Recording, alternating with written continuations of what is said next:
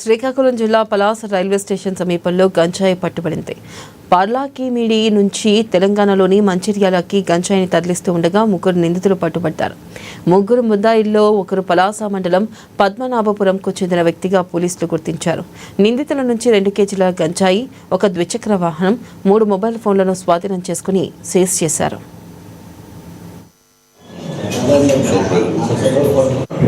కాశీబుర్గా police స్టేషన్కి సంబంధించి గంజాయికి సంబంధించిన సమాచారం మేరకు కాశీబుర్గా సిఐ గారు వారి సిబ్బందితో railway station Palasa railway station వద్ద అనుమాన స్థితిలో ఒక బండి మీద వెళ్తున్న ముగ్గురు వ్యక్తుల్ని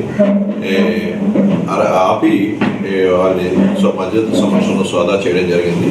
ఈ సందర్భంగా ఆ ముగ్గురు వ్యక్తుల వద్ద 2.2 కేజీల 130 గ్రాముల గంజాయి, 3 మొబైల్స్, ఒక మోటార్ బైక్ కూడా వాళ్ళ వద్ద నుంచి మధ్య సంవత్సరంలో వశపరచుకోవడం జరిగింది.